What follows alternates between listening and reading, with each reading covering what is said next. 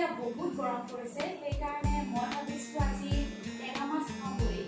আৰু মই কি ধৰণে টেঙা মাছ বনাওঁ আপোনালোকক আজি দেখুৱাই গৈ থাকিম আৰু আপোনালোকে চাই গৈ থাকিব। মই টেঙা মাছ বনাবৰ কাৰণে ঢেকীয়া লৈছোঁ, কচু লৈছোঁ এতিয়া, আৰু ডাঙৰ চাই নেমু এটা লৈছোঁ, দুটা কেঁচা জলকীয়া লৈছোঁ, পিঁয়াজ এটা লৈছোঁ, সৰু চাই বহুত ডাঙৰ নহয়, আৰু 4-5 ফুটামান মই নহৰু লৈছোঁ, আৰু মই মাছ লৈছোঁ 5 পিচ।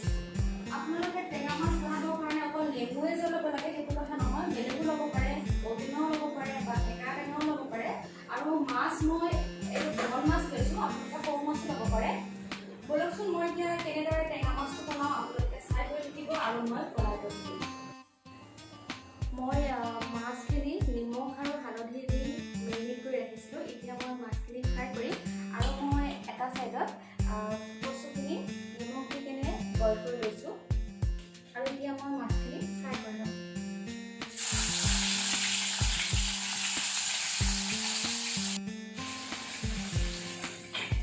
মই এতিয়া নেমুখিনি ৰসটো উলিয়াই লৈ ল'ম।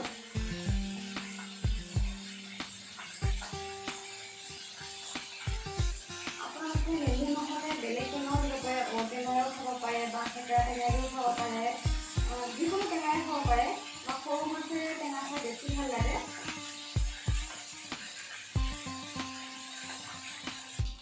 মই এক্সট্ৰাকৈ আৰু তেল দিয়া নাই, যিখিনি তেলত মই মাছ ফ্ৰাই কৰিছিলোঁ সেইখিনি তেলতে মই এতিয়া এইখিনি বনাম। যদি আপোনালোকে এক্সট্ৰাকৈ তেল দিব খোজে, যদি মাছ ভজা তেলত বনাব নোখোজে, তেতিয়া এক্সট্ৰাকৈও তেল দিব পাৰে। মই ফাৰ্ষ্ট টাইম ইয়াতে নহৰুখিনি মই তেলতে লৈছোঁ, নহৰুখিনি দি দিম, আৰু মই জলকীয়া দুটা দি দিছোঁ, আৰু মই পিঁয়াজখিনি দি দিছোঁ ইয়াতে। এইখিনি মই 20 ছেকেণ্ড সময় ফ্ৰাই কৰিম।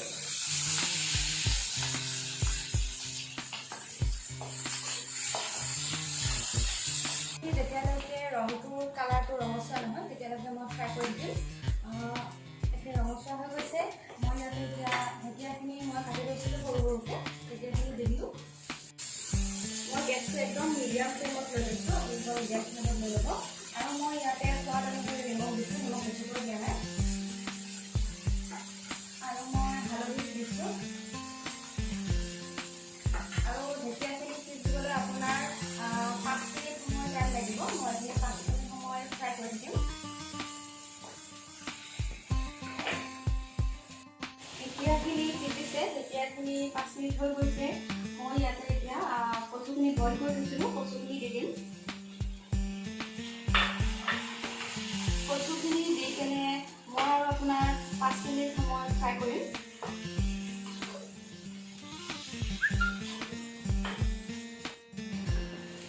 পাঁচ মিনিট হৈ গ'ল, মই ঢাকনিখন উঠাই দিলোঁ। এইখিনি ধুনীয়াকৈ ফ্ৰাই হৈছে, আৰু মই এটা ছাইডত আপোনাৰ গৰম পানী কৰি থৈছিলোঁ, আৰু মই ইয়াতে গৰম পানী দি দিম। আপোনালোকে গৰম পানীও দিব পাৰে, ঠাণ্ডা পানীও দিব পাৰে, কিন্তু গৰম পানী যে খাবলৈ বহুত টেষ্ট হয়, সেইকাৰণে মই গৰম পানী দিছোঁ।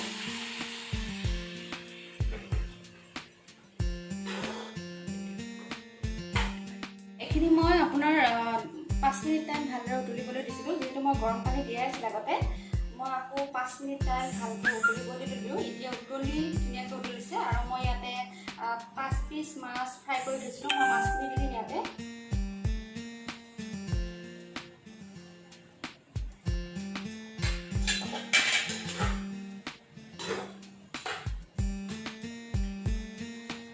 আৰু মাছখিনি দি কেনে মই ইয়াতে নেমু পানীখিনি চেপি ৰাখিছিলোঁ ৰসটো, আৰু এই নেমু পানীখিনি মই ইয়াতে দি দিম এতিয়া। আৰু এতিয়া এইখিনি মই আপোনাৰ 5-7 মিনিট টাইম উতলিবলৈ দিম। আৰু এতিয়া মই ঢাকনখন মাৰি থৈ দিলোঁ, পিছত এবাৰ লাহেকৈ আহি চাই ক'ম। এয়া 7 মিনিট টাইম হৈ গ'ল, ৰেচিপিটো হৈ গ'ল। কচু, ঢেকীয়া, নেমু টেঙা আৰু মাছৰ ইমান ধুনীয়া হৈছে দেখিবলৈ, খাবলৈ চাগে বহুত সোৱাদ হৈছে। মই এতিয়া গেছটো অফ কৰি দিম। এইটো হৈছে মোৰ আজিৰ ৰেচিপি, কচু, ঢেকীয়া আৰু নেমু টেঙা আৰু মাছেৰে মই বনোৱা। আপোনালোকে ঘৰতে বনাই বনাই চাব পাৰে, যিহেতু এতিয়া বহুত গৰম পৰিছে আৰু গৰমত সকলোৰে টেঙা খাবলৈ মন যায়। সেইকাৰণে আপোনালোকেও এবাৰ ঘৰতে ট্ৰাই কৰি চাবচোন কেনেকুৱা পায়। যদি মোৰ ভিডিঅ'বোৰ চাই আপোনালোকে ভাল পায় তেনেহ'লে লাইক কৰিব, শ্বেয়াৰ কৰিব, কমেণ্ট কৰিব আৰু ছাবস্ক্ৰাইব কৰিবলৈ নাপাহৰিব।